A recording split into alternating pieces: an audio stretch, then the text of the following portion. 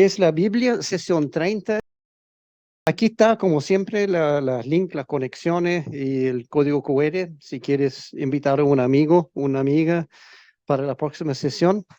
Y breve repaso de la sesión anterior, vimos 4 profetas menores, Joel, Amós, Abdías y Oseas.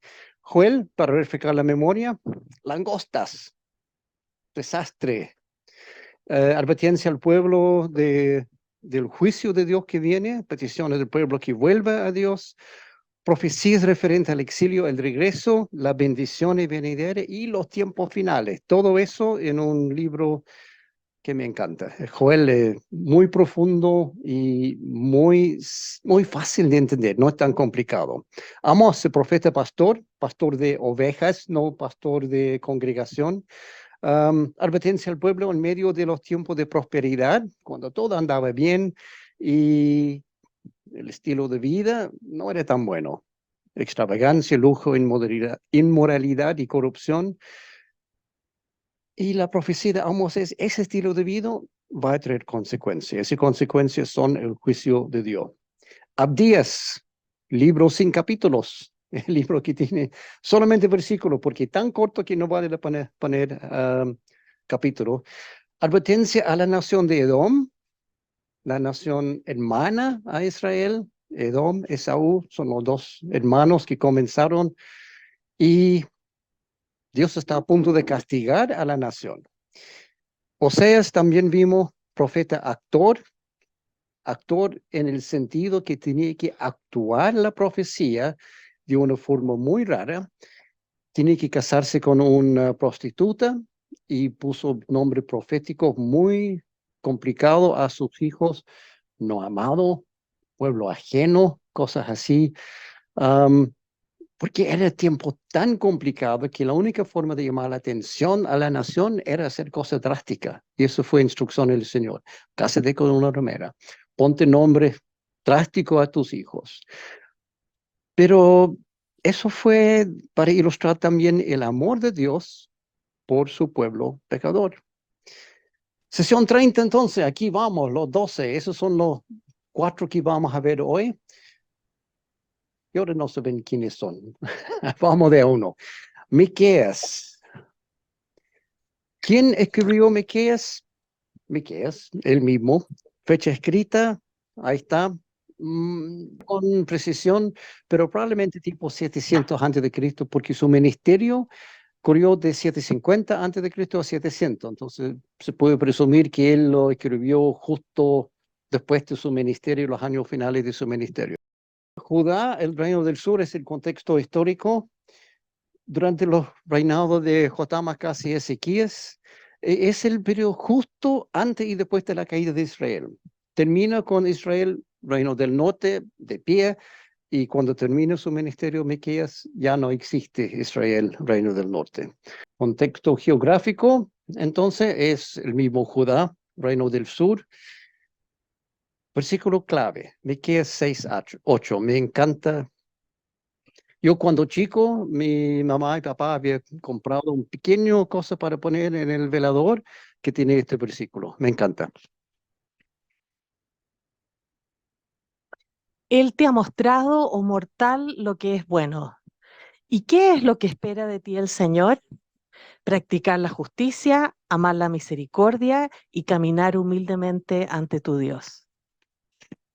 Ese versículo solo, hermoso, pero en el contexto, aún más hermoso. Vamos a ver el contexto al final de Miqueas hoy. Tema principal de Miqueas, la caída de Israel y Judá, el juicio del pueblo de Dios, la restauración y el Mesías, y alguna otra cosa. Miqueas cubre muchas cosas, no es un profeta de un solo tema. A propósito, advertir al pueblo de Dios que se acerca el juicio, pero hay perdón para todos los que se arrepienten.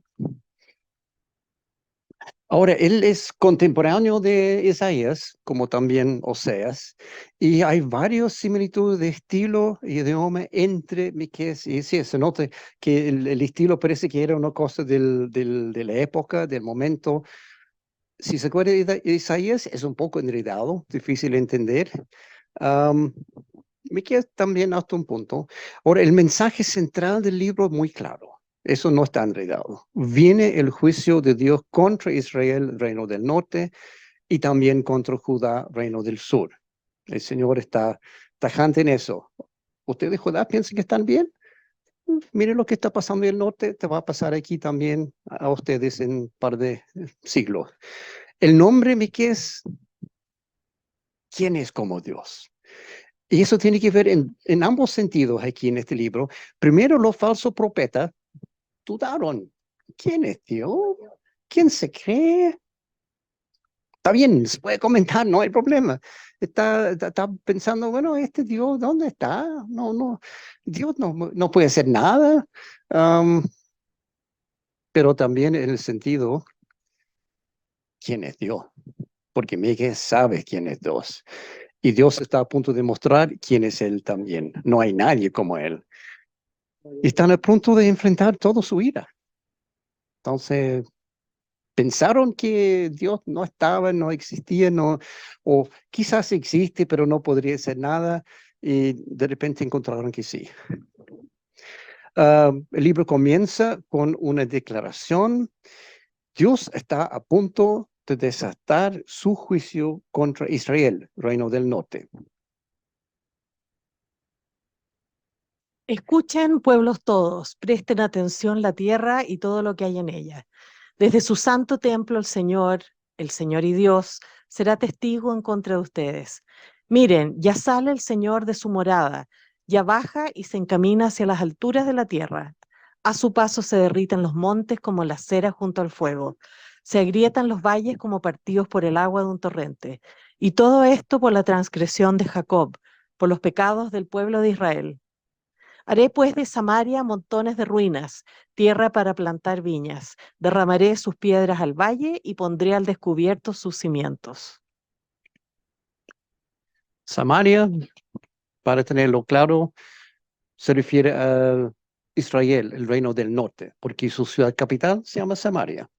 Y en el Nuevo Testamento, cuando Jesús habla del buen samaritano, está hablando de un tipo, bueno, vamos a llegar a eso en el Nuevo Testamento, pero en el fondo los judíos del sur odiaban a los samaritanos. Dijeron, estos no son israelitas, estos son otra cosa. Entonces, para ellos, tener un buen samaritano era imposible. No hay tal cosa.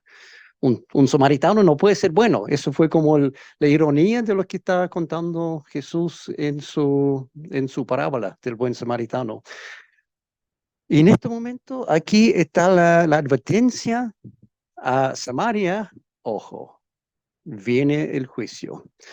Y eso seguido por una advertencia dura contra los líderes religiosos de ese momento que intentaban silenciar a Miqueas y su profecía, porque Miqueas está profetizando, el Señor viene, los montes derriten bajo sus pies como cera. ¿Y qué dicen los profetas de ese momento? No profeticen, dicen sus profetas. No profeticen de esa cosa, pues la desgracia no nos alcanzará. Oh, pocos sabían, parece. No querían escuchar la verdad. Entonces dijeron, ¿me qué? Cállate, no profetice. Y la respuesta de Dios, clarito. Ayer ustedes eran mi pueblo, pero hoy se han vuelto mis enemigos. Levántense, pónganse en marcha, que este no es un lugar de reposo. Está contaminado, destruido sin remedio. Si con la intención de mentirles llega algún engañador prometiendo abundancia de vino y cerveza, este pueblo lo verá como un profeta. Pura la palabra del Señor, pero así es, la gente quería escuchar, sí, profecía de buenos tiempos, de vino, de cerveza, de comida, de plata. Poco como algunas iglesias hoy en día que profetizan eso. Esa doctrina de la prosperidad, no hay nada que decir. Aquí el Señor está claro, son profetas mentirosos que quieren engañar. Ahora, en cuanto al estilo literario, el libro Miqueas es un excelente ejemplo de poesía hebrea. Se acuerda que la marca de poesía hebrea no es ritmo ni ritmo, sino paralelismo. Y eso es lo que tenemos aquí. Muchos versículos que tienen paralelos. o repetición de conceptos similares con palabras diferentes. Y aquí un ejemplo que yo saqué en forma aleatoria, no tiene mucho que ver con la secuencia, pero me queda 2:12 dice, te aseguro, Jacob, que yo reuniré a todo tu pueblo. Paralelo, te aseguro, Israel, que yo juntaré a tu remanente. Es lo mismo. Jacob es Israel, es lo mismo. Después, los congregaré como a rebaño en el redil y como ovejas en medio del pastizal. Paralelo. Está diciendo lo mismo. Y aquí termina con una cosa, la multitud hará gran alboroto. Pero ese es el estilo, así es poesía en hebreo, paralelos. Generalmente repite el mismo concepto de dos formas diferentes, pero también a veces la segunda es como un contraste con el primero. Eso se ve mucho en Proverbios. El sabio, bla, bla, bla, bla, el necio, bla, bla, bla, bla. Pero aquí Miqueas está lleno de ejemplos de eso. También le gusta usar juego de palabras para destacar el mensaje del juicio de Dios. Y aquí está profetizando contra varios pueblos dentro de Israel. Y aquí en este ejemplo tenemos, no lo anuncian en Gat. Gat es un pueblo. No se entregan al llanto. ¿Por qué? Bueno, porque la palabra Gat en hebreo suena como la palabra anunciar. Entonces, no anuncian en Gat, es un juego de, de palabras. En inglés, en español, en portugués no lo vemos, pero en hebreo está claro. En Bet Leafra, revuélquense en el polvo. ¿Por qué? Porque Bet Leafra quiere decir casa de polvo, el nombre del pueblo. Habitantes de Zafir, emigren desnudos y humillados.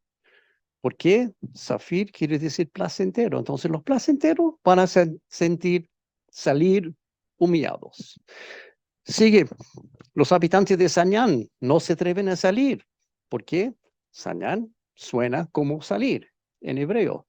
Y sigue así, hay mucho, mucho, mucho en esta parte. Habitantes de Laquis enganchan al carro los corceles. Los corceles son caballos de guerra.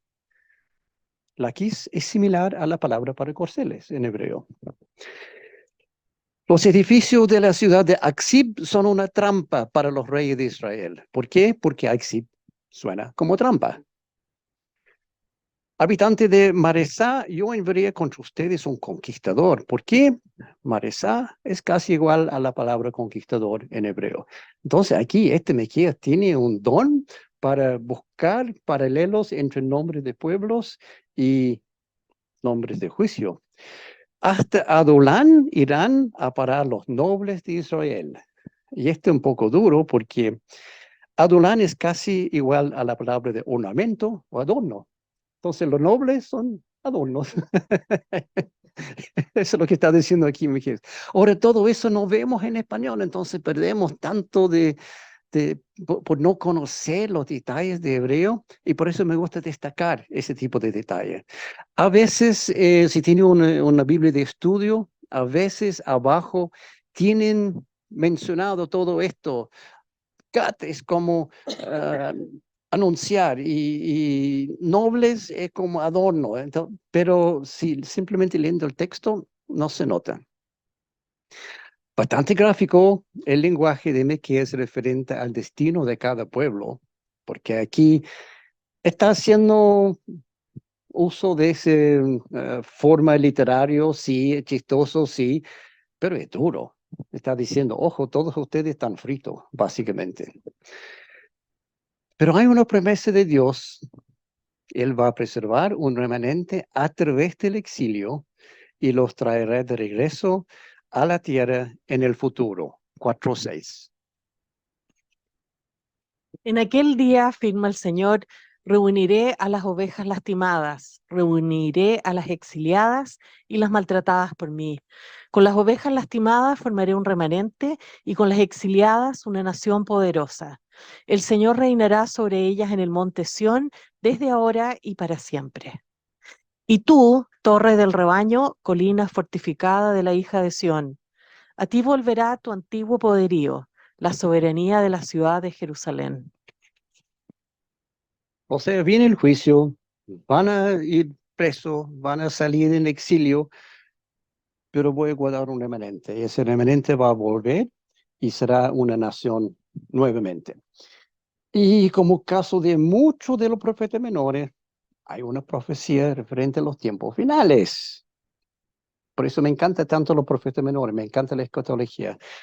Y el famoso milenio, y hemos hablado mucho del milenio, vamos a llegar al milenio cuando llegamos a Apocalipsis en algunos meses más. Pero aquí, bueno, aquí va. En los últimos días el monte del templo del Señor será establecido como el más alto de los montes. Se alzará por encima de las colinas y hacia él correrán todas las naciones. Muchos pueblos vendrán y dirán, vengan, subamos al monte del Señor, al templo del Dios de Jacob. Dios mismo nos instruirá en sus caminos y así andaremos por sus sendas. Porque de Sión saldrá la ley, de Jerusalén la palabra del Señor. Dios mismo juzgará entre muchos pueblos y administrará justicia a naciones poderosas y lejanas. Eso de que el monte Sión será más alto que los demás, metafóricamente está diciendo políticamente y espiritualmente Israel va a tener una posición superior a las demás naciones. No es que el cielo va a crecer y subir. Esto es alegóricamente. Entonces hay que tener claro también que Miqueas siempre está hablando en su propio código. También un bello y conocido profecía mesiánica en medio de Miqueas. Pero tú, Belén Efrata, pequeña entre los clanes de Judá, de ti saldrá el que gobernará a Israel. Sus orígenes son de un pasado distante, desde tiempos antiguos. Por eso Dios los entregará al enemigo hasta que tenga su hijo, la que va a ser madre, y vuelva junto al pueblo de Israel el resto de sus hermanos. Él se establecerá y los pastoreará con el poder del Señor, con la majestad del nombre del Señor su Dios. Vivirán seguros, porque Él dominará hasta los confines de la tierra. Él será nuestra paz. Bien conocido y a veces citado en esta época, cuando estamos acercando a Navidad. Pero, ¿cómo sabemos que esto tiene que ver con Jesús? Quizás se refiere a otro rey futuro de Israel que venía en algunos años más. Bueno, sabemos con toda certeza, porque 700 años después tenemos Mateo capítulo 2. Después de que Jesús nació en Belén de Judea en tiempos del rey Herodes, llegaron a Jerusalén unos sabios procedentes del oriente. ¿Dónde está el que ha nacido rey de los judíos? Preguntaron. Vimos levantarse su estrella y hemos venido a adorarlo. Cuando lo oyó, el rey Herodes se turbó y toda Jerusalén con él. Así que convocó a todos los jefes de los sacerdotes y maestros de la ley de su pueblo para preguntarles dónde había de nacer el Cristo. En Belén de Judea, le respondieron, porque esto es lo que ha escrito el profeta. Pero tú, Belén, en la tierra de Judá, de ninguna manera eres la menor entre las principales ciudades de Judá, porque de ti saldrá un príncipe, que será el pastor de mi pueblo Israel. Ahí está citando Miqueas. Esos son los expertos de la ley, los fariseos, los saduceos. Cuando Herodes pregunta, ¿y dónde van a nacer? Y me pregunta a mí, ¿por qué él no sabía? Debería saber, él es rey, se supone, no debería saber dónde va a nacer el Mesías. Bueno, no, tiene que preguntar. Y dice, Miqueas tiene la solución, en Belén, ahí van a nacer. Entonces, los mensajes principales de Miqueas son, entre otros, destrucción inminente de Israel y Judá, la esperanza del regreso del exilio y la salvación futura bajo el Mesías. Esos son como los tres hilos principales, pero también los tiempos finales y el milenio. Hay otro hilo importante del libro, la hipocresía de los líderes religiosos del pueblo que engañan a la persona. Y a ellos les interesa más el dinero y la comida que el bienestar de la gente. Y les falta reverencia para el Señor. Y Miqueas tiene alguna palabra bastante dura para estos líderes religiosos. Así dice el Señor acerca de los profetas que hacen errar a mi pueblo. los cuales cuando tienen algo que morder proclaman paz, pero contra aquel que no les pone nada en la boca declaran guerra santa. Sus jueces juzgan por soborno, sus sacerdotes instruyen por paga y sus profetas predicen por dinero. Para colmo, buscan apoyo en el Señor diciendo, ¿no está el Señor entre nosotros? No vendrá ni sobre nosotros ningún mal. Eso es lo que pensaban. O sea, no se me ocurre que un predicador podría cobrar por predicar. Eso, y le importa más el dinero y la comida, dame comida y te voy a predicar cosas buenas. Si no me da comida, te voy a maldecir básicamente. Voy a declarar guerra santa son contra lo que nos ponen comida en mi boca. Pero también nos deja la clave para entender lo que el Señor quiere de nosotros. Ahí volvemos al versículo clave de este. ¿Con qué me presentaré ante el Señor? Y me postraré ante el Dios Altísimo. ¿Podré presentarme con holocaustos o con becerros de un año? ¿Eso sería para complacer al Señor? ¿O se complacerá con miles de carneros y con 10,000 arroyos de aceite? ¿Ofreceré a mi primogénito por mi delito? ¿Al fruto de mis entrañas por mi pecado? Él te ha mostrado, oh motor, lo que es bueno. ¿Y qué es lo que espera el Señor de ti? Practicar la justicia, amar la misericordia y caminar humildemente ante tu Dios. Otra traducción al final dice caminar humildemente con tu Dios. Eso es lo que el Señor quiere de nosotros. No requiere nuestro dinero, ni nuestras obras, ni las cosas que podemos hacer para Él o cosas que podemos... ¿Cómo se puede dar algo al Señor? Eso es como un misterio.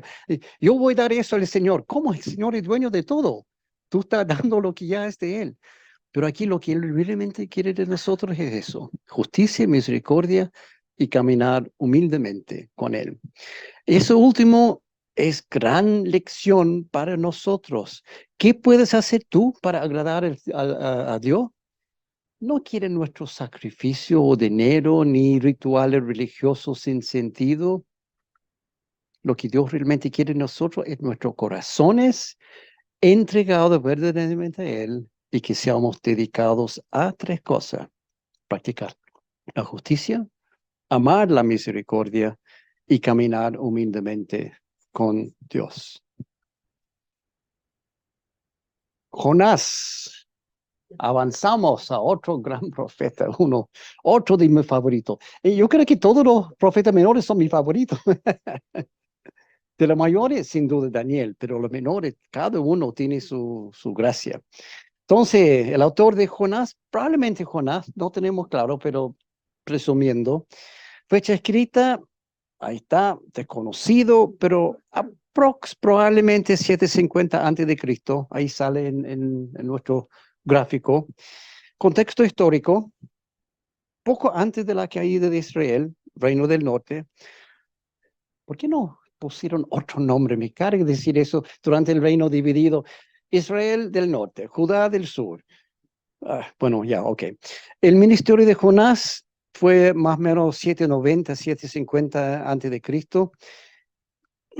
Contexto geográfico, Israel, norte, Nínive en Asiria, y otro lugar también, el interior de un pez grande. Pobre Jonás. Versículo clave, Jonás 4:11. Y de Nínive, una gran ciudad donde hay más de 120,000 personas que no distinguen su derecha de su izquierda y tanto ganado, ¿no habré yo de compadecerme? Palabras de Dios, Dios mismo está hablando aquí.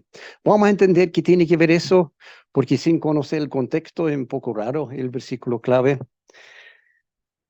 Tema principal, obediencia a Dios, arrepentimiento, salvación. Y podría agregar compasión también. Mostrar que la gracia de Dios, el perdón y la salvación son para todos los pueblos. Y eso para los judíos y especialmente para Jonás era gran noticia. ¿cómo que Dios podría tener compasión de otras naciones? Exacto. Este libro es muy diferente a los demás libros proféticos porque hay un solo versículo de profecía como tal. Vamos a verlo después.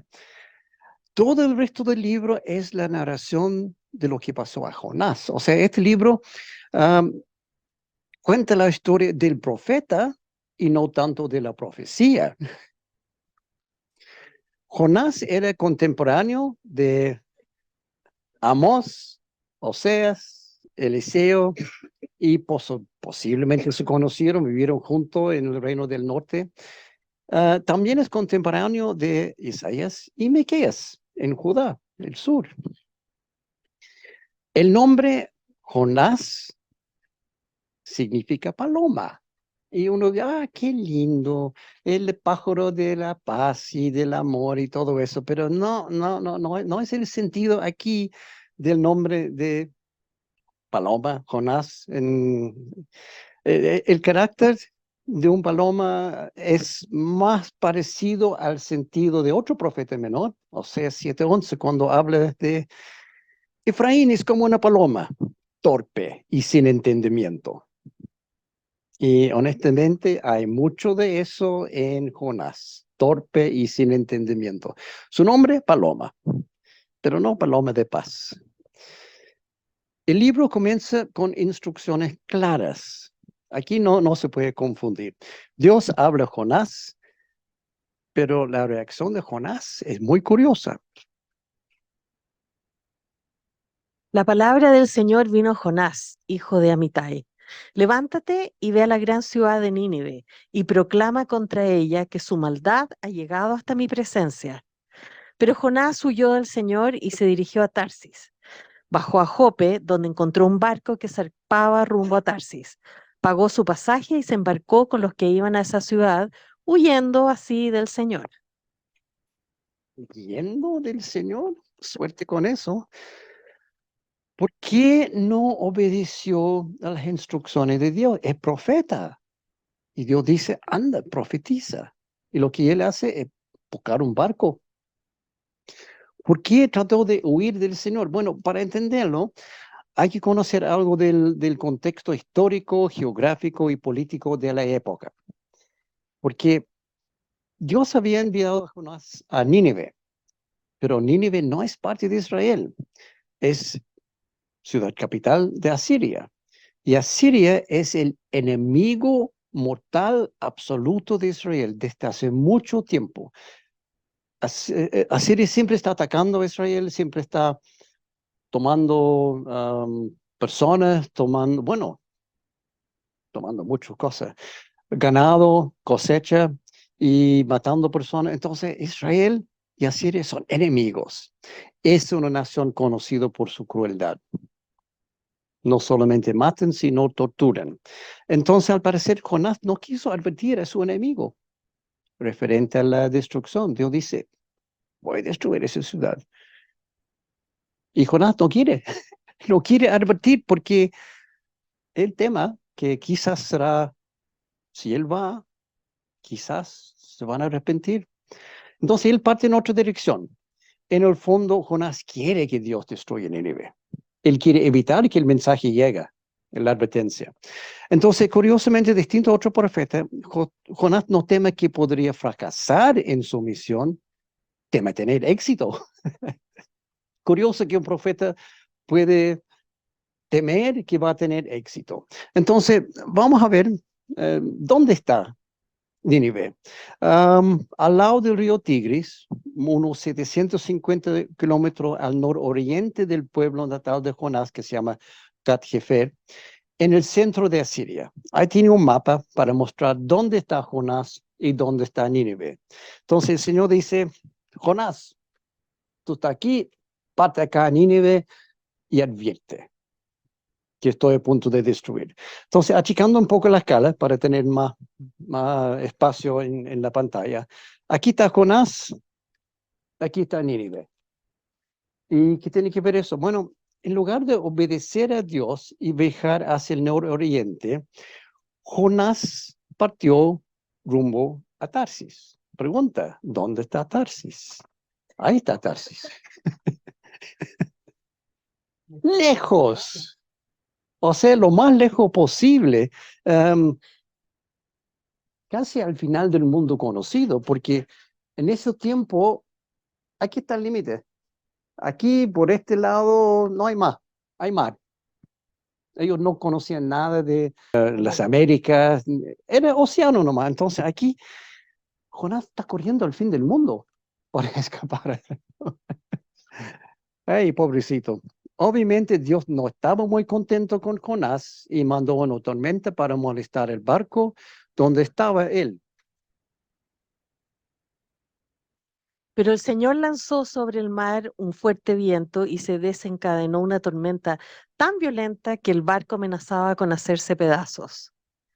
Todos los marineros tenían miedo y cada uno clamaba a su Dios, y arrojaron el cargamento al mar para aligerar el barco. Jonás, en cambio, había bajado al fondo de la nave para acostarse y dormía profundamente. Interesante, ¿no? Barco en un tormento con alguien que se cuesta dormir. ¿No habrá algún paralelo con Jesús acá? A lo mejor, quizás. Pero aquí, después despierta, obviamente, los marineros vienen, Jonás, despiértate, estamos mal. Y él explica a los marineros la causa de la tormenta y ¿qué deberían hacer ellos para salvar el barco? Tómenme y láncenme al mar, verán que el mar se calmará, les respondió. Yo sé bien que por mi culpa se ha desatado sobre ustedes esta terrible tormenta. Sin embargo, en un intento por regresar a tierra firme, los marineros se pusieron a remar con todas sus fuerzas, pero como el mar se enfurecía más y más contra ellos, no lo consiguieron. Entonces clamaron al Señor: Oh Señor, tú haces lo que quieres. No nos hagas perecer por quitarle la vida a este hombre, ni nos hagas responsables de la muerte de un inocente. Así que tomaron a Jonás y lo lanzaron al agua. Lo lanzaron al agua y la furia del mar se aplacó. Al ver esto, se apoderó de ellos un profundo temor al Señor y le ofrecieron un sacrificio e hicieron promesas. El Señor, por su parte, dispuso un enorme pez para que se tragara a Jonás, quien pasó 3 días y 3 noches en su vientre. ¿Ves? ¿Tragando un hombre? ¿Será posible? Bueno, sí, será posible. Hay peces grandes. Este se llama un grupo Goliat y es capaz de tragar un hombre. Honestamente, yo creo que este está retocado un poco en Photoshop porque el pez realmente no es tan grande. Yo creo que el que está buceando ahí debe ser un poco más grande, pero es capaz de tragar una persona, tiene el tamaño para hacerlo. Y algunos piensan que no hay peces, no hay animales del mar tan grandes, pero aquí tiene mandíbula de un tiburón, uno de los más grandes que habían encontrado, y el tamaño de una persona normal, y se nota que claramente hay posibilidad de un tiburón podría tragar a una persona. Y uno dice, pero los tiburones no comen a su pez. A veces sí, pero había un caso en el año 1939 en Australia donde encontraron un tiburón de como 5 o 6 metros de largo y cuando lo abrieron, adentro tenían dos tiburones chicos de 2 metros de largo, entero. O sea, más o menos el tamaño de un hombre. ¿Es posible? ¿Hay peces tan grandes para tragar un hombre? Sí. Ahora, lo milagroso aquí que sobrevivió 3 días y 3 noches adentro del pez. Pero sí, hay animales tan grandes, no está fuera de las posibilidades y Dios puede hacer cualquier cosa, obviamente. Ahora, no es una ballena. Eso muchas veces a los niños se enseñan en la escuela dominical, Jonás y la ballena. No, no es una ballena, tampoco es orca, es un pez. Ballena no es pez, orca no es pez, tiburón es pez. Ese grupo Goliat también es pez. No hay que confundirse, porque en hebreo hay palabras para ballena, pero no está usado aquí. Es un pez nomás. Dentro del pez, Jonás pasó 3 días y 3 noches Y adivine qué está haciendo, orando profundamente. Entonces Jonás oró al Señor su Dios desde el vientre del pez. Dijo, en mi angustia clamé al Señor y él me respondió. Desde lo profundo de los dominios de la muerte pedí auxilio y tú escuchaste mi clamor. Esa oración sigue por 9 versículos más. Está orando todo el tiempo que está en el pez, porque finalmente en versículo 10 tenemos esto. Entonces el Señor dio una orden al pez, vomitó a Jonás en tierra firme. Después de orar 9 versículos, ahí,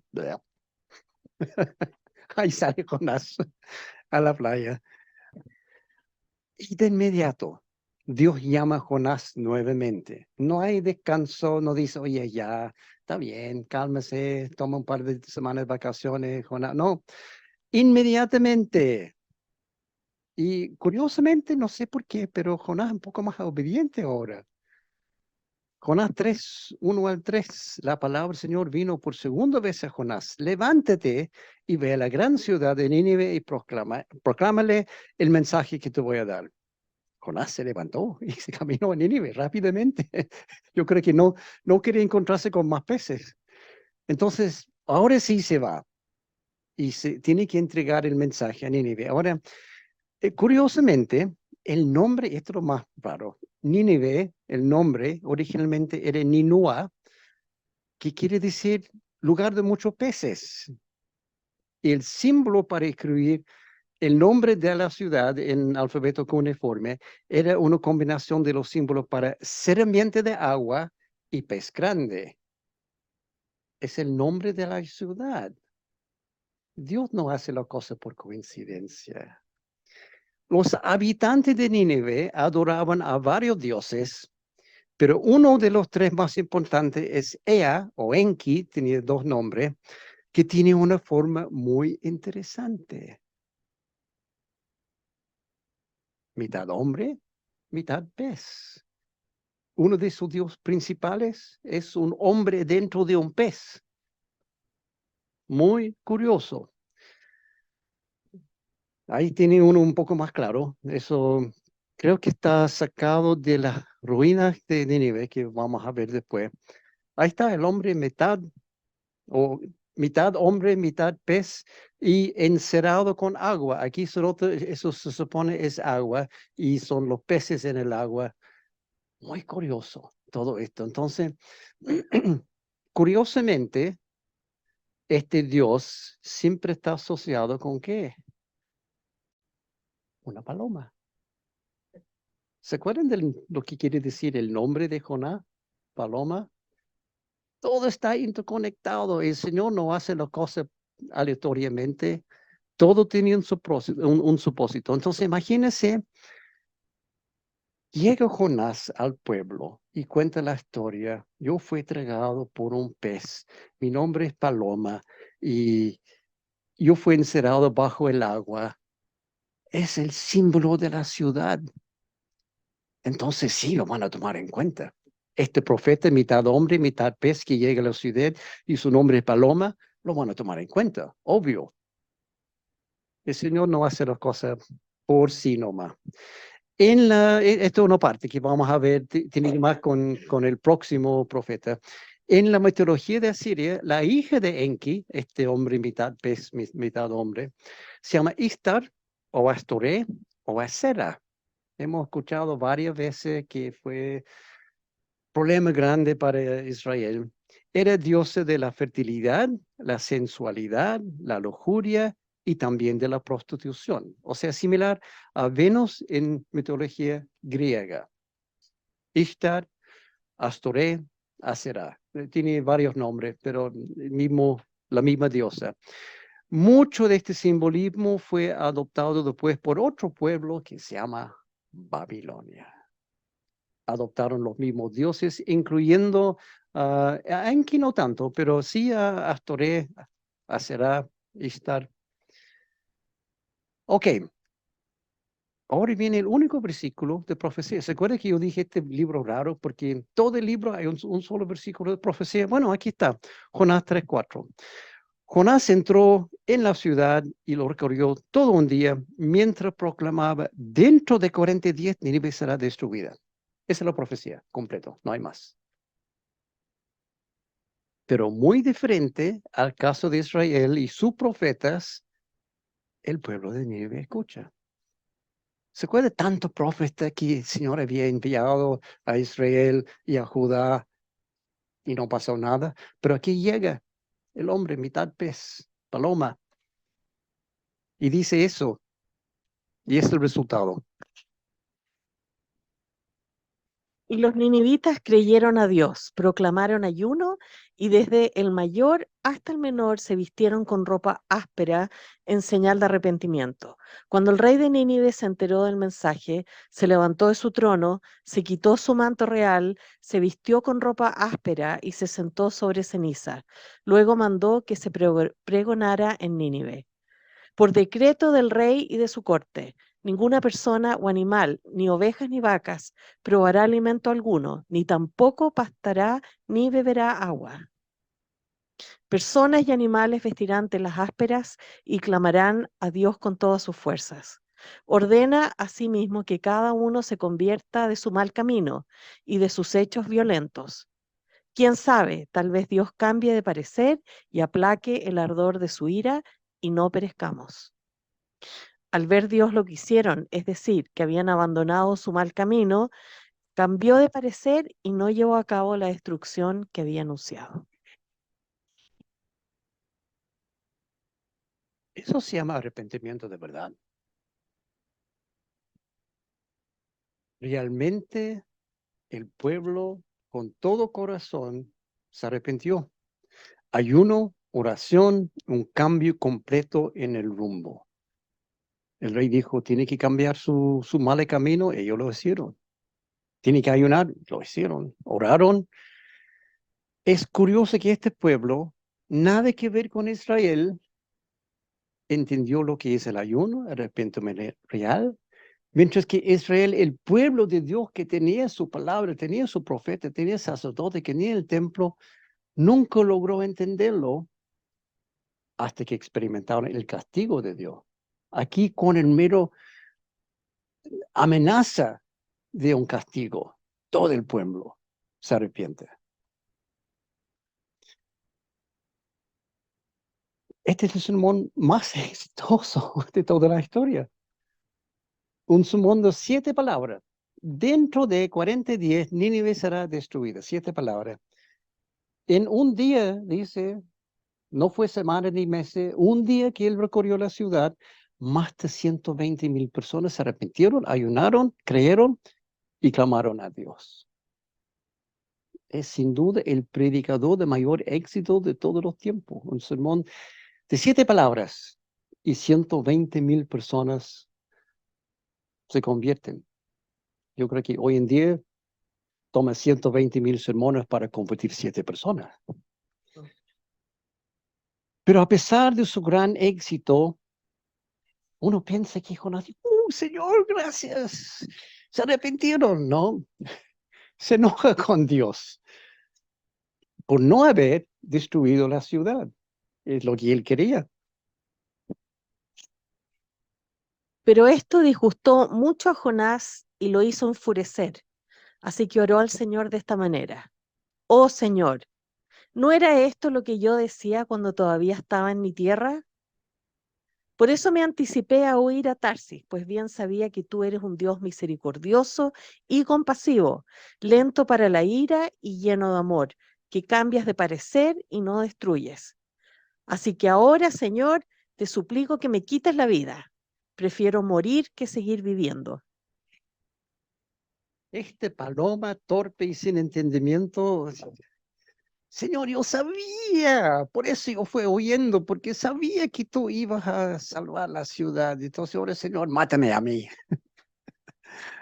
Ay, Jonás realmente quería ver a Nínive destruido. Entonces, no entendió que Dios ama a toda la persona, todas las naciones, y Él se preocupa de cada ciudad, cada persona, cada nación, y no quiere que nadie se destruya. Jonás no había logrado entender eso. Y ahora Dios muestre el punto real de todo esto, lo que Jonás no quería entender, tal como había hecho con Nínive, en lugar de matar a Jonás, le muestro compasión y amor.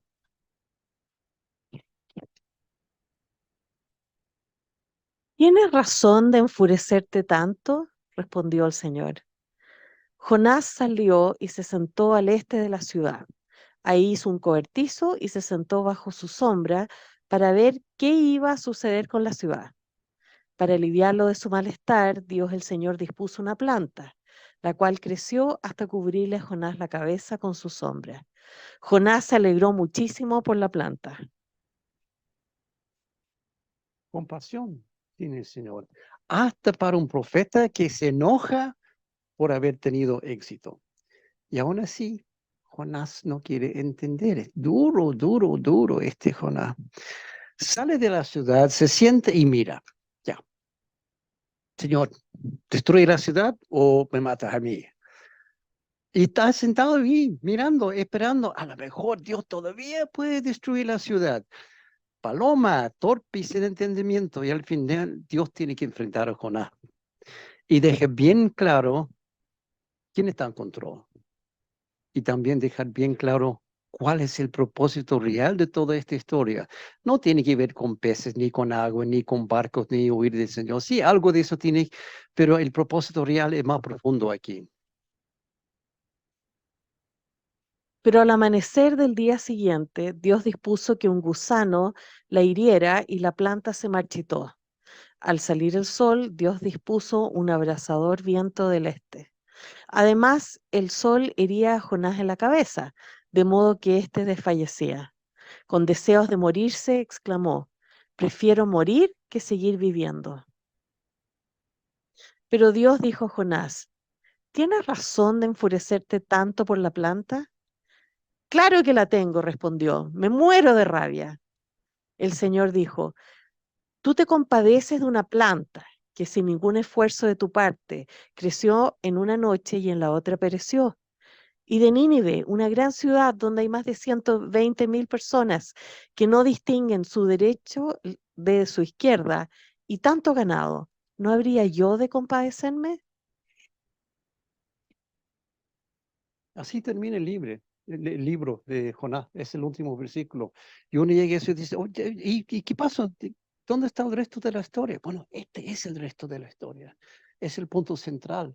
Dios diciendo a Jonás, tú estás preocupado por una planta. Yo estoy preocupado por 120.000 personas que no conocen. Izquierda y de derecha está diciendo, no pueden distinguir entre mal y bien. Por eso te mandé a Nínive, para que tú podrías predicar y salvar sus vidas. Y ellos arrepintieron. Juana, ¿por qué te enojes tanto si yo tengo compasión por el pueblo? La primera vez que yo leí Jonás, yo pensé, aquí falta una página, falta el resto, pero no requiere nada más. La historia aquí termina tal como Dios quería. Hay mucho simbolismo aquí, obviamente, paralelos entre Israel, Jonás, y los gentiles, Nínive. También entre Jonás, el hombre, y que pasó 3 días y 3 noches en el pez, y Jesús, que pasó 3 días y 3 noches en la tumba. Todo eso. am, Hasta el punto de algunas personas dicen que no, esto no es real, es simbólico, es alegoría. Jonás no es real, tampoco los eventos, no hay pez, no hay hombres pez, no hay nada de eso. Es solamente una historia alegórica, es una parábola, dicen algunos. Según ellos, Jonás nunca existió, ni tampoco el pez, y Nínive nunca se arrepintió. ¿Será así? ¿Solo es un mito? No es tarea, no se preocupe, no es tarea para la casa.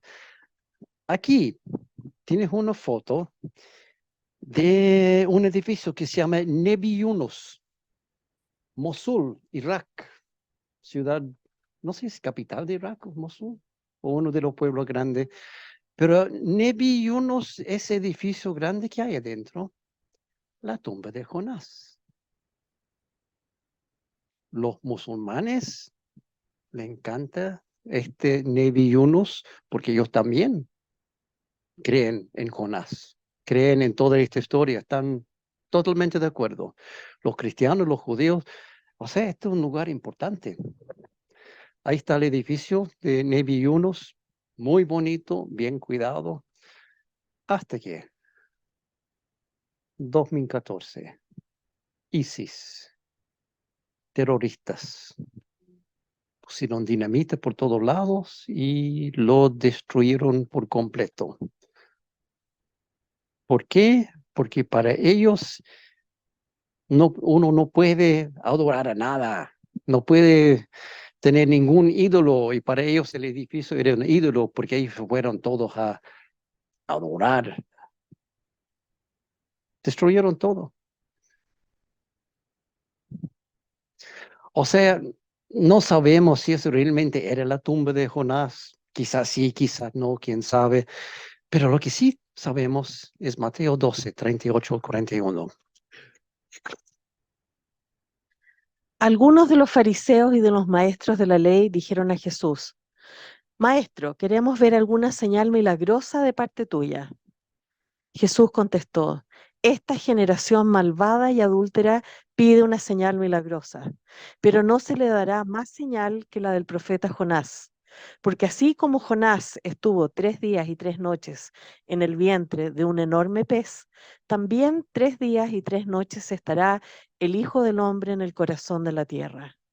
Los habitantes de Nínive se levantarán en el juicio contra esta generación y la condenarán, porque ellos se arrepintieron al escuchar la predicación de Jonás, y aquí tienen ustedes a uno más importante que Jonás.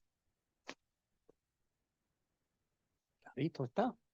Jesús habla a esta historia en forma real, no alegórico. Habla de Jonás como una persona real y también habla de un pez real y un arrepentimiento real en Nínive, hasta el punto que dice, el pueblo de Nínive en el juicio final puede levantarse contra ustedes y dar testimonio contra ustedes porque ellos arrepentieron y ustedes no. Arrepentieron por la prédica de Jonás y aquí entre ustedes hay uno más grande que Jonás, dice Jesús. O sea, para Jesús esto es totalmente real. No es alegórico, no es parábola, no hay razones para dudar que los eventos del libro de Jonás son reales, incluso el pez grande. Pero el mensaje central del libro está claro, Dios es un Dios de misericordia. Toda persona que escuche el mensaje de Dios y se arrepiente de corazón será salvo. Son solamente los que rechazan a Dios los que van a la destrucción. Aquí también hay una lección importante para nosotros. No puedes huir de Dios. No importa a dónde vayas, no puedes alejarte de Él porque Él es omnipresente. Él está en todas partes, todo el tiempo. Y bueno, David lo dice mucho mejor de lo que yo podría decirlo. Salmo 139. ¿A dónde podría alejarme de tu espíritu? ¿A dónde podría huir de tu presencia? Si subiera al cielo, ahí estás tú. Si tendiera mi lecho en el fondo de los dominios de la muerte, también estás ahí. Si me elevara sobre las alas del alba o me estableciera en los extremos del mar, aún ahí tu mano me guiaría, me sostendría tu mano derecha. Y si dijera que me oculten las tinieblas, que la luz se haga noche en torno mío, ni las tinieblas serían oscuras para ti, y aún la noche sería clara como el día. Qué pena que Jonás no había leído David. Nahum, sí, estamos bien con el tiempo. Será un poco más largo hoy, pero no por mucho. El autor de Nahum es Nahum, fecha escrita, más o menos 660, 630 antes de Cristo. O sea, 120 años después de Jonás. Eso es importante tomar en cuenta. Contexto histórico. Nínive, capital de Asiria, en los últimos días de su poder y antes de su destrucción total en el año 612. Contexto geográfico. Nínive, mayormente versículo clave. Nahum 1, 7 al 9. Bueno es el Señor, Es refugio en el día de la angustia y conoce a los que en él confían. Pero destruirá a Nínive con una inundación arrasadora. Aún en las tinieblas perseguirá a sus enemigos. ¿Qué traman contra el Señor? Él desbaratará sus planes. La calamidad no se repetirá. O sea, destrucción de uno solo vez y se acabó. Tema principal, la destrucción de Nínive por su pecado, pero no había arrepentido. Sí, 120 años atrás, pero ahora es otra cosa. Propósito, pronunciar el juicio de Dios sobre Asiria y su capital, Nínive, por su opresión, crueldad, idolatría y maldad en general, y también para consolar a Judá. Saber que Dios castiga también. El nombre Nahum, consolador, significado. Posiblemente era contemporáneo de Jeremías y también de Sofonías y Habacuc. No tenemos muy claro eso. No sabemos mucho de Nahum, excepto el nombre de su ciudad natal. No menciona ni padre, ni hijo, ni mucho más. Es casi completamente una profecía en contra de Asiria, este libro. Específicamente contra Nínive, pronosticando su destrucción. Habían arrepentido 120 años atrás con Jonás, sí, pero posteriormente volvió a su costumbre anterior. Había seguido atacando a Judá, saqueando el pueblo de Dios frecuentemente. La gente de Judá vivía en temor constante y su fe en Dios estaba fallando. Ahora la paciencia de Dios ha terminado y llega el tiempo para la justicia. Esto es lo que Jonás quería ver, pero no lo vio. Nahum 1, 2, 3, 1 y 14. Profecía acerca de Nínive, libro de la visión que tuvo Nahum de Elcos. El Señor es un Dios celoso y vengador, Señor de la venganza, Señor de la ira. El Señor se venga de sus adversarios, es implacable con sus enemigos. El Señor es lento para la ira, pero grande en poder. El Señor no deja sin castigo al culpable. Pero acerca de ti, Nínive, el Señor ha decretado: no tendrás descendientes que perpetúen tu nombre. Eliminaré de la casa de tus dioses las imágenes talladas y las imágenes fundidas. Te voy a preparar una tumba porque eres una infame. Anoten esta palabra porque vamos a ver después qué pasa. Una tumba, dice el Señor, para la ciudad y voy a eliminar todos esos dioses, incluyendo el Enki, ella, el hombre pez, todo eso se van, Ishtar, Astoré. Ahora Dios ha pronunciado su destrucción definitiva y total. Ay de la ciudad sedienta de sangre, repleta de mentira, llena de rapiña, aferrada a la presa.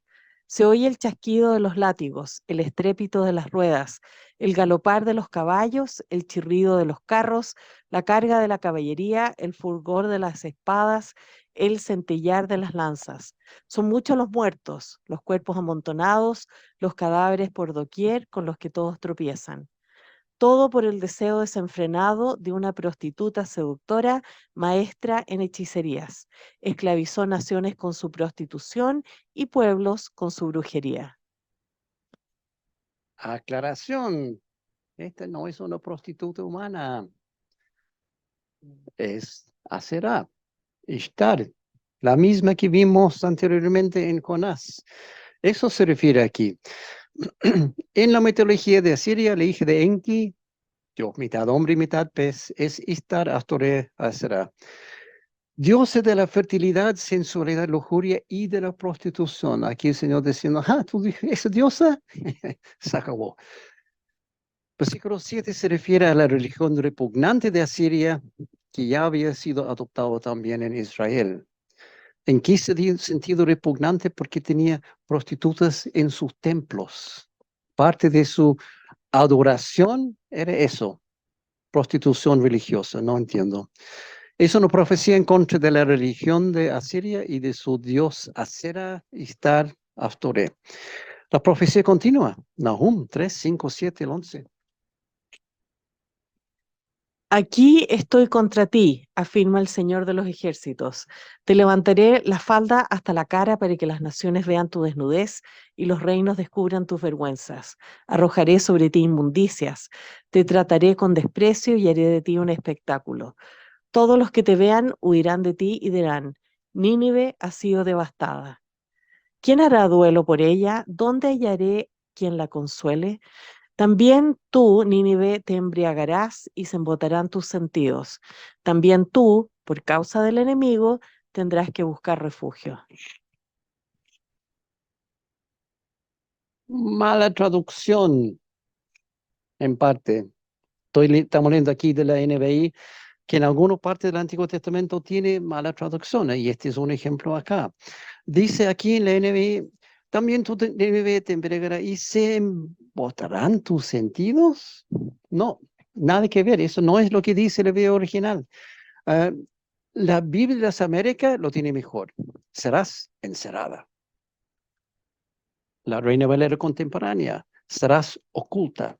Es el sentido real aquí.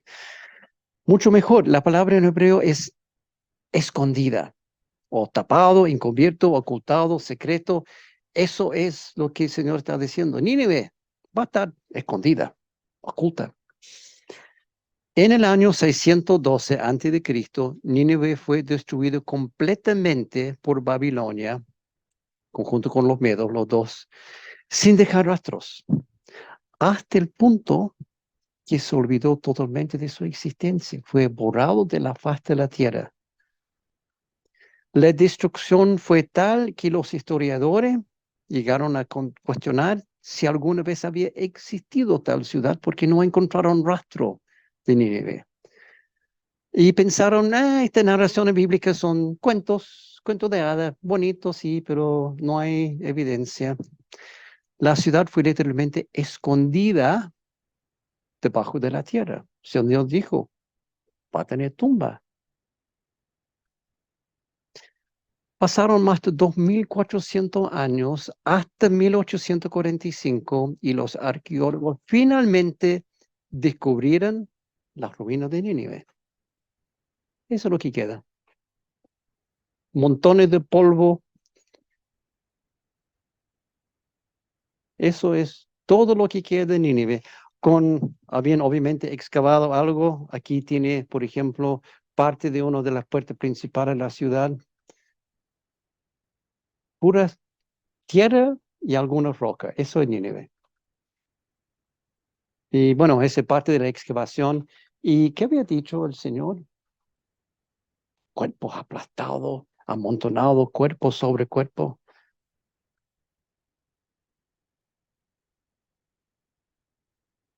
Ahí está, amontonado cuerpo sobre cuerpo. Esas son ruinas de Nínive. O sea, cuando el Señor dice una cosa, tómalo por hecho. Cuando Dios dice que una ciudad entera quedará escondida bajo tierra, cierto, va a suceder. Nínive, antigua, todavía está escondido bajo tierra hasta hoy. Alguna parte ha sido excavada por arqueólogos, pero nunca ha sido reconstruido. Hay un Nínive hoy en día, sí, al exterior, pero la ciudad antigua nunca ha sido reconstruido. Cuando Dios dice algo, así será. Eso es lo que tenemos que tener claro. Muchas de las profecías del Antiguo Testamento son para eso, para mostrar que Dios sabe. Y si Dios dice una cosa, se va a cumplir. Todo lo que ha dicho en el pasado se ha hecho realidad, por lo que todo lo que ha dicho sobre el futuro también será realidad. Habacuc, bien breve Habacuc, no es un libro muy largo, tenemos como 5 o 10 minutos. ¿Quién escribió Habacuc?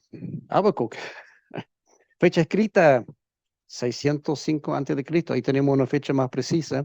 Contexto histórico, Judá, reino del sur, hacia fines del reinado de Josías, el último rey bueno de Judá, y los primeros tiempos del reinado de Joacás. Contexto geográfico, Judá.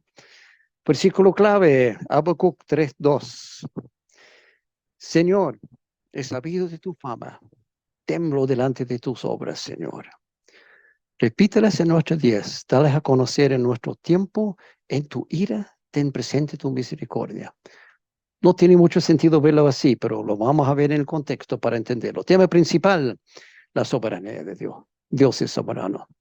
Propósito, mostrar que Dios siempre tiene el control de todo a pesar de las apariencias y el aparente triunfo del mal en el mundo. Ese fue el problema que tenía Habacuc. Vio el mal y dijo, Señor, ¿qué está pasando aquí? Significado de su nombre no está muy claro. Quizás algo como abrazar. Sabemos menos referente a Habacuc que de cualquier otro autor de la Biblia. Incluso lo único que sabemos de él es su nombre. Nada más. No es tan fácil entender a Habacuc. No habla claro. Muchas veces él habla en forma indirecta y dando pistas, pero sin decir las cosas claramente. Muchas veces dice cosas que son relacionadas con el punto, pero no llega al punto para indicar lo que realmente quiere decir. Por ejemplo, una profecía contra idolatría de Israel.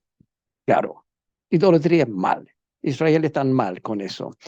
Y también con su religión falsa, pero no condena de frente a Israel por este pecado, sino habla indirectamente en contra de los artesanos que fabrican los ídolos. Aquí está. Ay del que dice al madero, despierta, y a la piedra muda, levántate. Aunque están recubiertos de oro y plata, nada pueden enseñarle, pues carecen de aliento de vida. O sea, uno lee eso sin entender que está hablando de la idolatría de Israel y no entiende nada. Pero el Señor está diciendo aquí, ¿por qué están orando a cosas que no tienen vida, que no pueden enseñarte nada? No importa si lo viste en oro, en plata, en diamante, da lo mismo. No te pueden ayudar. El libro también es curioso porque no tiene ningún oráculo directo. Jonás por lo menos tenía un versículo, pero aquí en Habacuc no hay ningún profecía directo que él dice, el Señor ha dicho, no, aquí todo el libro es un diálogo entre Dios y Habacuc. Están conversando. Y comienza con Habacuc expresando su falta de fe y su falta de entendimiento de la manera que Dios está manejando las cosas. Acusa a Dios de no hacer justicia como corresponde, según su punto de vista, obviamente, por no haber castigado a las personas y la nación de su pecado. Ahí empieza la cosa. De esta forma, Habacuc no puede entender por qué Dios permite que existe el mal, la opresión, la crueldad, violencia, todo esto, y Dios no haga nada al respecto. Esta es la profecía que el profeta Habacuc recibió en visión. ¿Hasta cuándo, Señor, he de pedirte ayuda sin que tú me escuches? ¿Hasta cuándo he de clamar violencia sin que tú nos salves? ¿Por qué me haces presenciar tanta iniquidad? ¿Por qué toleras la maldad? Veo ante mis ojos destrucción y violencia, surgen riñas y abundan las contiendas. Por lo tanto, se debilita la ley y no prevalece la justicia. El malvado acosa al justo y se pervierte la justicia. O sea, Santiago 2023, ¿no? Está pensando eso, parece, ¿no? Y esa es la queja de Habacuc. Dios contesta, dice, tengo planes para castigar a Israel, pero Habacuc, probablemente tú no vas a estar muy interesado en estos planes. Miren a las naciones, contémplenlas y quédense asombrados, porque haré una obra en sus días que ustedes no la creerían si alguien se la contara. Estoy incitando a los babilonios, ese pueblo despiadado e impetuoso que recorre toda la tierra para apoderarse de territorios ajenos. Son un pueblo temible y espantoso, que impone su propia justicia y promueve su propia honra.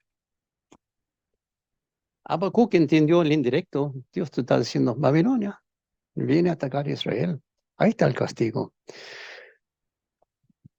Dios está diciendo que va a usar Babilonia para destruir Israel por su gran pecado. Esa es la obra que no cree. Es como irónico. Haré una obra en sus días que ustedes no lo creerán si alguien se lo contara. Bueno, la obra es eso. Te voy a destruir. Destrucción total de Israel en manos de Babilonia. Como dice el refrán, ten cuidado con lo que pides, puede que le consiga. Habacuc dice, Señora, haz algo. ¿Qué pasa aquí? Señor, algo. El Señor dice, ok, voy a hacer algo. Voy a destruir tu país. Voy sobre Babilonia para hacerlo. Y eso lo peor para Habacuc. Ahora no puede entender cómo Dios podría usar una nación impío para castigar a los justos. ¿No eres tú, Señor, desde la eternidad? Tú, mi Dios, mi santo, no morirás. Tú, Señor, los has puesto para hacer justicia. Tú, mi roca, los has puesto para ejecutar tu castigo. El malvado los saca a todos con anzuelo, los arrastra con sus redes, los recoge entre sus mallas, y así se alegra y regocija. Por lo tanto, ofrece sacrificios a sus redes y quema incienso a sus mallas, pues gracias a sus redes su porción es sabrosa y su comida es suculenta. ¿Continuará vaciando sus redes y matando sin piedad a las naciones? ¿Cómo las cosas, Señor, va a permitir que Babilonia siga haciendo lo mismo y con nosotros, los justos, tal como Job? Habacuc quiere una respuesta de Dios. ¿Se acuerda que Job quería demandar a Dios? Casi. Bueno, Habacuc, algo similar. Dice aquí 2:1, me mantendré en mi guardia, me ubicaré sobre la muralla, estaré pendiente de lo que me diga, de su respuesta a mi queja. O sea, estoy esperando, Señor. Dame una respuesta. Dios, ¿cómo puedes hacer tal cosa? ¿Cómo puedes destruir la nación así nomás? Exijo una explicación y no me muevo de aquí hasta que me le dé. Un poco prepotente el profeta, pero imagínese lo que él había recibido del Señor. Tu pueblo destruido. Dice, Señor, ¿cómo? Explícame eso. Tal como en caso de Job, Dios contesta en una forma que el hombre seguramente no quería escuchar. En este caso es una profecía de Dios, pero Habacuc tiene que escribirlo, comenzando en 2:2. Y el Señor me respondió, escribe la visión y grábala claramente en las tablillas para que se lea de corrido, pues la visión se realizará en el tiempo señalado. Marcha hacia su cumplimiento y no dejará de cumplirse. Aunque parezca tardar, espérala, porque sin falta vendrá. La profecía sigue por el capítulo entero, básicamente diciendo que la destrucción viene, es grande, es contra Dios y no hay escape. Termina en versículo 20. Yo había dicho al inicio que no había profecía como tal en este libro. Hay profecía, pero no en la forma normal, que un profeta pronuncia la profecía. Aquí Dios mismo está profetizando, está diciendo, Habacuc, escribe lo que estoy diciendo, escribe. Él no tiene que entregarlo al pueblo, solamente escribirlo. En cambio, el Señor está en su santo templo. Guarde toda la tierra silencio en su presencia. Ahí sí termina la profecía. O sea, cállate. El Señor ha dicho, no hay más que decir. Cállate. Y tal como Job, después de escuchar los planes y las explicaciones de Dios, Habacuc reconoce su error y ofrece una hermosa confesión de fe en Dios en todo capítulo 3, pero comenzando así en 1 y 2. Señor, he sabido de tu fama. Temblo delante de tus obras, Señor. Repíteles en nuestros días, dales a conocer en nuestro tiempo. En tu ira, ten presente tu misericordia. O sea, está diciendo, ok, Señor, hazlo. Lo hiciste antes, hazlo de nuevo con nosotros. Dios viene de este Temán, el santo desde el monte de Pará, Selah. Su gloria cubre el cielo y su alabanza llena la tierra. Ahora, la expresión de Habacuc referente a su fe en Dios viene en los últimos versículos del libro y es excepcional. Ahora Habacuc reconoce que la destrucción viene. Dice, ok, Señor, no hay nada que hacer, viene. Es justa, es necesaria y él está dispuesto a simplemente esperar. Habacuc está diciendo, ok, Señor, acepto eso. Al oírlo, se estremecieron mis entrañas. A su voz me temblaron los labios, la debilidad entró en los huesos y se me aflojaron las piernas. Pero yo espero con paciencia el día en que la calamidad vendrá sobre la nación que nos invade. Aunque la higuera no florezca, ni haya frutos en las vides, aunque falle la cosecha del olivo y los campos no produzcan alimentos, aunque en el redil no haya ovejas, ni vaca alguna en los establos, aún así yo me regocijaré en el Señor, me alegraré en el Dios de mi salvación. Wow. Esta declaración de Habacuc nos sirve a nosotros como lección. Última lección de hoy, estamos terminando ahora. Muy clara de cómo debemos reaccionar cuando parece que no tenemos absolutamente nada y no hay salida. De aquí, Habacuc sabe que no hay salida. El Señor ha dicho, destrucción viene. Lo voy a leer de nuevo. Aunque la higuera no florezca, ni hay frutos en los vides. ¿Por qué? Destrucción total. Él va a vivir un momento cuando no hay nada de cosecha. Aunque falle la cosecha del olivo y los campos no produzcan alimentos, no hay comida. Aunque en redil no haya ovejas ni vaca alguna en los establos, no hay nada, ni de planta ni de carne. Aún así, yo me regocijaré en el Señor. Me alegraré en el Dios de mi salvación. Esa es la actitud de Habacuc. Él sabe que viene destrucción de total y dice, ok, Señor, perfecto, no va comida, pero igual me regocijaré en ti, Señor. Me alegraré en el Dios de mi salvación. Es increíble, increíble Habacuc. Y no hay nada más que decir. Que este continuará la próxima semana con los últimos 4 profetas menores, parte C.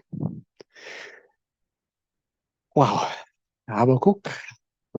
Bueno, todos los profetas, uno piensa que los profetas menores son menores, no tienen mucho, pero tienen profundidades increíbles. Eso es lo que hemos visto y lo que vamos a ver en la próxima semana, en los últimos 4. Los profetas menores tienen mucho que enseñarnos.